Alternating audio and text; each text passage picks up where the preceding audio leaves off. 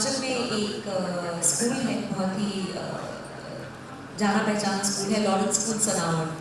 और वहाँ पे वो दोनों टीचर्स थे और कृष्ण लीला किसी टाइप का प्ले कर रहे थे, तो उनको छोटा सा क्यूट सा कोई कृष्ण नहीं मिल रहा था और मैं 2 साल की थी। तो उन्होंने पकड़ के मुझे खड़ा कर दिया कि चलो तुम कृष्ण का रोल करोगे। और जो मेन लाइट्स थी वहाँ पे उन्होंने मुझे कहा आना, खड़े होना और चले जाना। मैं समझ गई, हर रिहर्सल में मैं आई, खड़ी हुई और चली गई। जब ऑडियंस को देखा मैं आई और चिपक गई, हिलने से इनकार कर दिया। सारी लाइट्स और स्टेज के सामने मुझे बहुत मज़ा आ रहा था। तो उन जो कृष्ण की माँ का रोल कर रही थी उन्हें भेजना पड़ा कि जाओ अपने कृष्ण को लेके आओ, वो तो स्टेज से हिल नहीं रहा। तो तब से आई थिंक उन्हें आइडिया हो जाना चाहिए था कि मुझे एक्टिंग और स्टेज और इन सब चीज़ों का शौक है। पर आई थिंक 2.5 साल की उम्र में, 2 साल की उम्र में किसी को एहसास नहीं हुआ। But eventually I think school place, college place, फिर थोड़ा बहुत मॉडलिंग करते हुए, फिर उसके बाद आई थिंक थोड़ा बहुत रेडियो, थोड़ा बहुत टेलीविज़न, और उसके बाद बॉम्बे चले आई आफ्टर ग्रेजुएशन।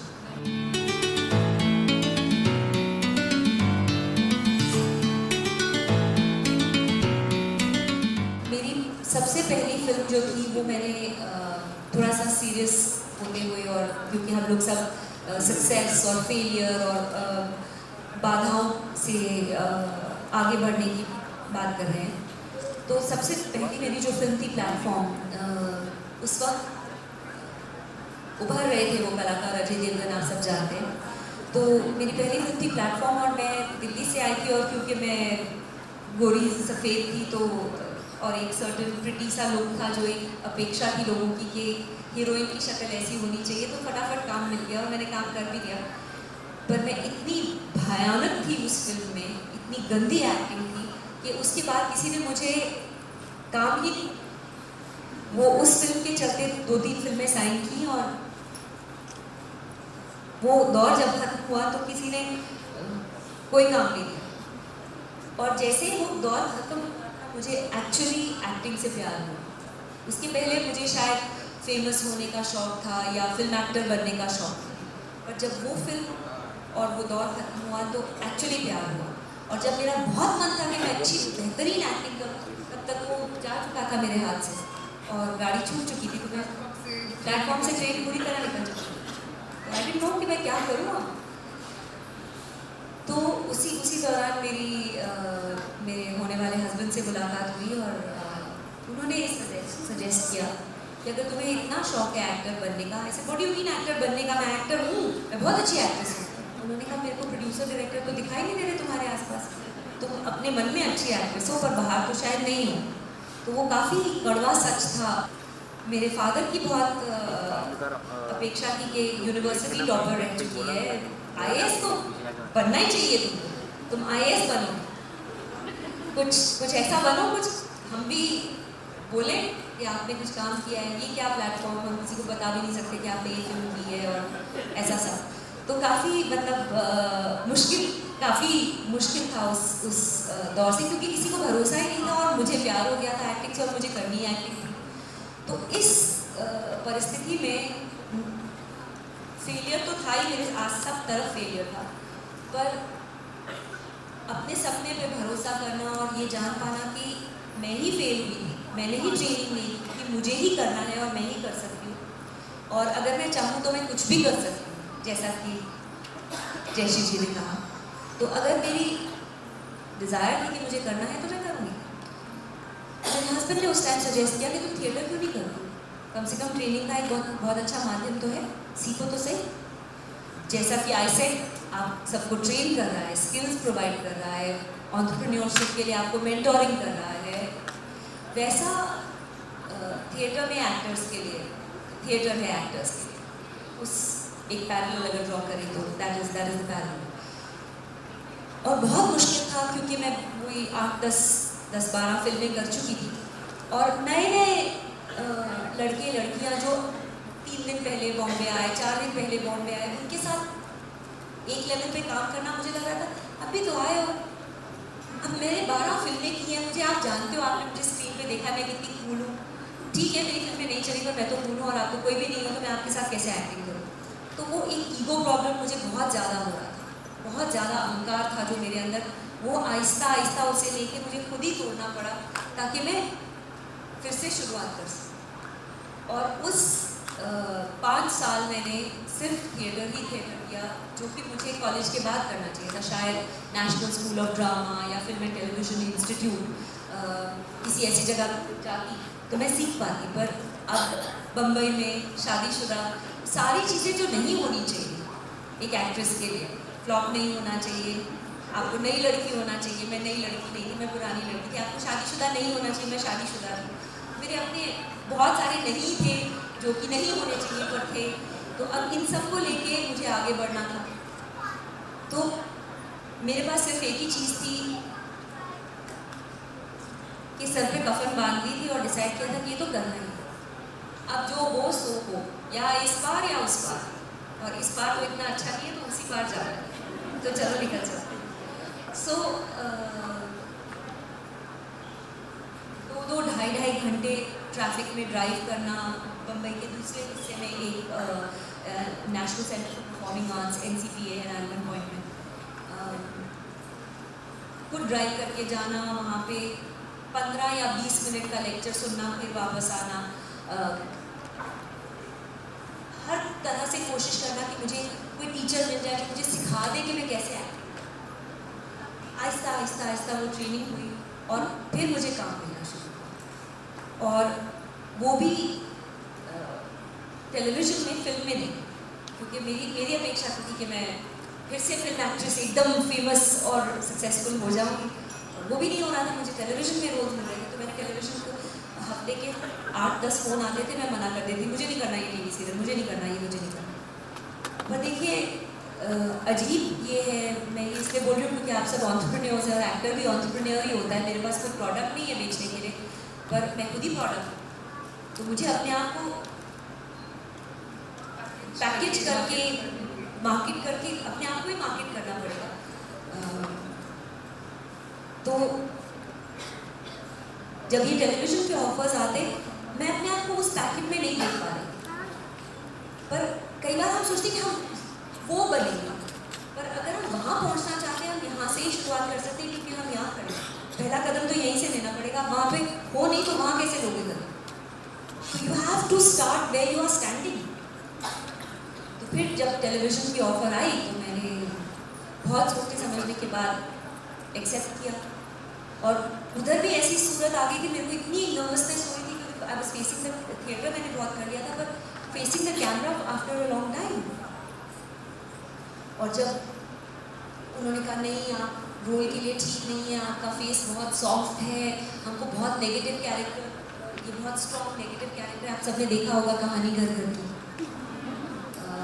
तो पल्लवी पार्वती उन दोनों का चलता रहता था। तो मुझे एक और कैरेक्टर ऑफर हुआ था, आपको पता होगा मल्लिका, पता नहीं आप लोगों ने देखा या नहीं देखा, पार्वती की समधन। तो फिर मैंने सोच लिया कि अब तो ये निकालने की मुझे सोच ही नहीं सकते इस रोल से। मैं बालाजी एकता कपूर के ऑफिस, जो उनका स्टूडियो है, वहाँ गई, और एक क्योंकि मैं वो सीरियल ऑलरेडी चल रहा था और मैं बीच रास्ते मैंने ज्वाइन किया था, तो मैंने एक बारीकी में घुस के कि इसका नेल पॉलिश का कलर कैसा है, इस कैरेक्टर का, ये इस पात्र के साथ ऐसा क्यों इसका व्यवहार है, ये इससे चिढ़ती क्यों है, इसके पीछे क्या हुआ है, 1-1.5 साल पुराने सारे टेप्स निकाल के उनके ऑफिस के साथ बैठ के सबसे पूछा कि मुझे बताओ मैं अब कहाँ पे हूँ, ये मेरा पात्र इस जगह पे कहाँ पहुँचा है, कैसे पहुँचा। कहने का पॉइंट ये है कि जब आप कोई भी काम शुरू कर रहे हो तो सरसरी तौर से, ऊपरी तौर से नहीं कर सकते, अपनी स्लीव्स को फोल्ड करके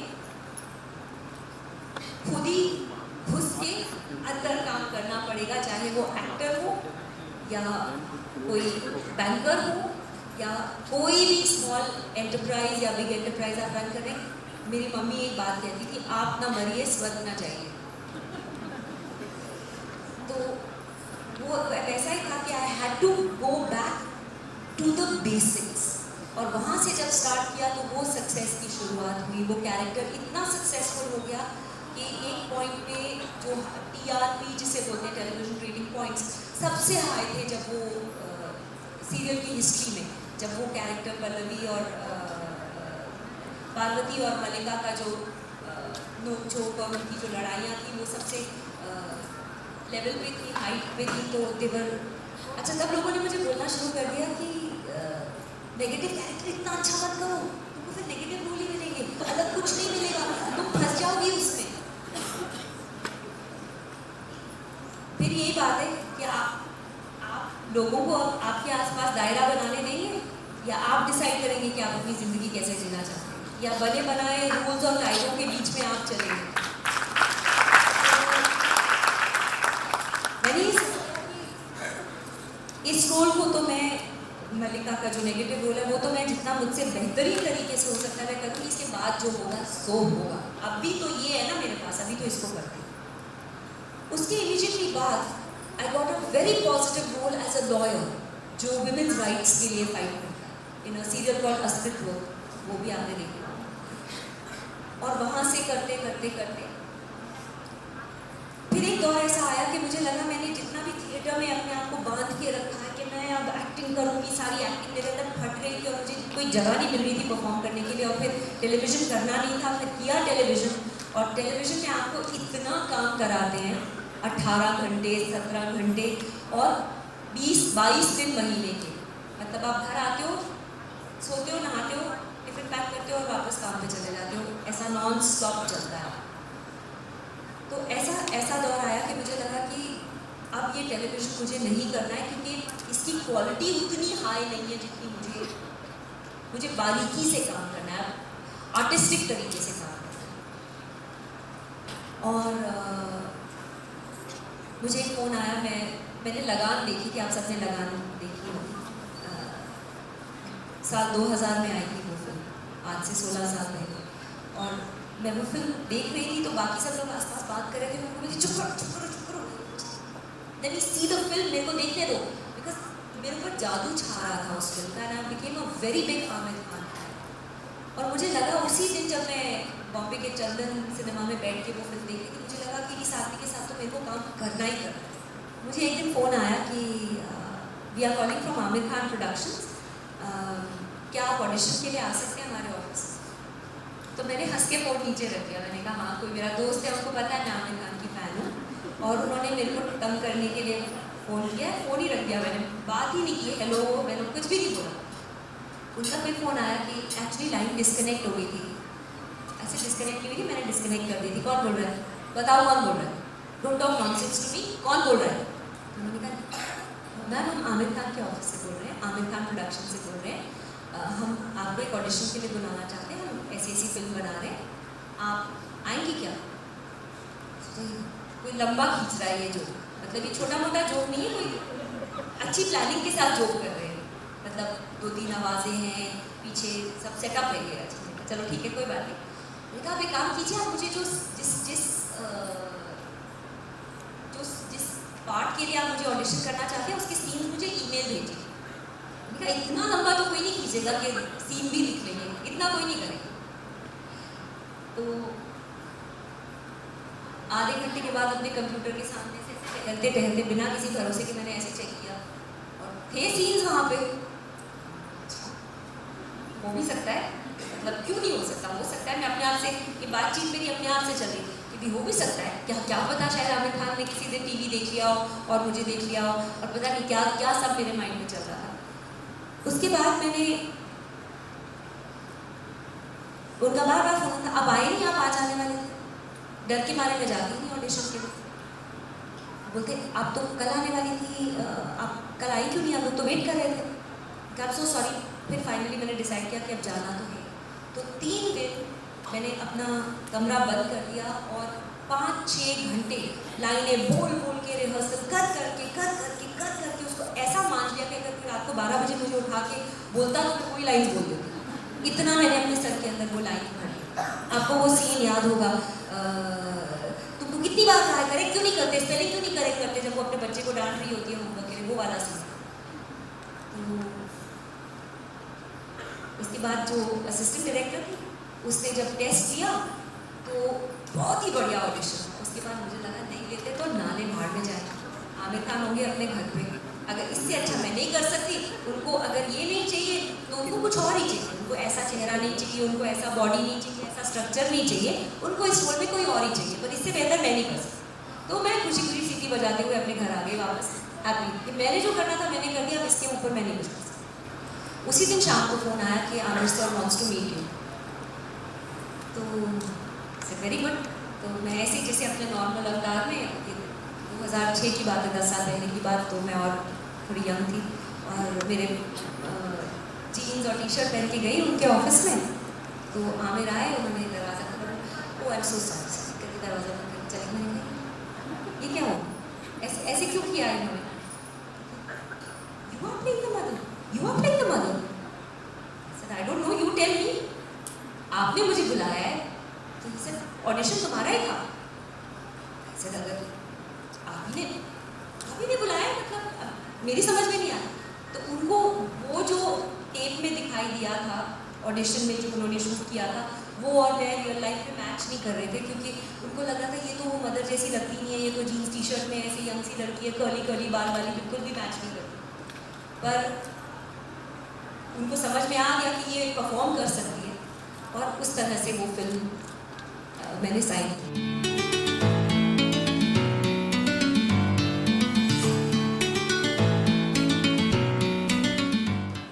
इंडियन औरतें, और मेरा ये मानना है कि विश्व भर में औरतें इस कॉन्सेप्ट से जूझती हैं कि हम लोग हर चीज़ में परफेक्ट होना चाहते हैं। परफेक्ट वाइफ कि हस्बैंड के साथ भी वो पिक्चर भी देखी, वो भी कर लिया, रोमांटिक मोमेंट्स भी हो गए, सब कुछ हो गया, खाना भी एकदम परफेक्ट होना चाहिए, और घर पे डस्ट भी नहीं होना चाहिए, गंदगी भी नहीं होनी चाहिए, कमरा भी साफ होना चाहिए, और मदर इन लॉ की तो लाडली होना ही चाहिए, और बच्चों के लिए परफेक्ट माँ होना चाहिए। आई थिंक ये परफेक्ट सिर्फ एक आइडिया है, सिर्फ एक कॉन्सेप्ट है, वो हमारे दिमाग में है। हम अपने आप को ही इन अपेक्षाओं से और इन एक्सपेक्टेशन से लाद लेते हैं। छोटी कहानी है जो मैं आपके साथ शेयर करना चाहूँगी, जो मैं अपने आप को बहुत सुनाती हूँ। 2 दोस्त होते हैं और बहुत करीबी दोस्त होते हैं, छोटे गांव में रहते हैं।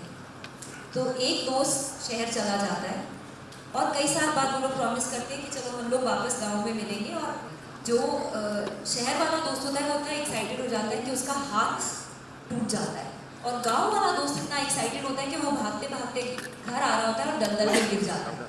तो वो सोचता है चलो मेरा दोस्त आएगा शहर से, तो वो तो आके मुझे दलदल में से निकाल ही लेगा, वो तो आएगा ही इसी रास्ते मुझे ढूंढते हुए, तो मुझे निकाल लेगा। शहर वाला दोस्त आता है, उसके घर जाता है, उसकी माँ कहती है गाँव वाले दोस्त की माँ कि वो तो खेत की तरफ गया है तुझे ढूंढता हुआ, जा तू जा उसको पकड़ के ला। तो वो जाता है और दलदल की तरफ से गुजरता है, तो उसका दोस्त चिल्लाता है कि मैं इधर हूँ, आजा आजा मुझे बचा ले। और वो उसका दोस्त उसे बचाने जाता है और वो भूल जाता है कि उसका खुद का हाथ डिस्लोकेट हो चुका है, शोल्डर बाहर निकला हुआ है उसका। तो वो अपना हाथ देता है उसे निकालने के लिए, और उसका अपना हाथ निकल आता है बाहर कंधा, और उसका दोस्त दलदल में डूब जाता है। अगर मैं खुद ही स्ट्रॉन्ग नहीं हूँ तो मैं किसी के काम की नहीं। दूसरी बात, बच्चे जो देखते हैं अपनी माँ का बिहेवियर, जैसे मेरी डॉटर ने टचवुड आज तक मुझे बहुत रोते हुए नहीं देखा, तो मैं उसको बहुत कॉन्फिडेंटली बोलती हूँ। मैं ये नहीं बोलती आप लड़की हो आप रोते हो, ये लड़के नहीं रोते लड़कियाँ रोती हैं, ये सब मैं नहीं बोलती। तो मैं ये बोलती हूँ मम्मा रोती है, आपने मम्मा को रोते हुए देखा? मैंने उसको बेचारी करना नहीं सिखाया। कोई ज़रूरत नहीं है बेचारी करने का, कोई ज़रूरत नहीं है रोने का, कोई ज़रूरत नहीं है। हमसे ज़्यादा स्ट्रॉन्ग शायद ही कोई चीज़ होगी इस दुनिया में, ज़्यादा स्ट्रॉन्ग। और इसी से तीसरी बात मैं कहना चाहूँगी कि जो सपोर्ट औरतें औरतों को दे सकती हैं वो कोई नहीं दे सकता, वो कोई भी नहीं दे सकता।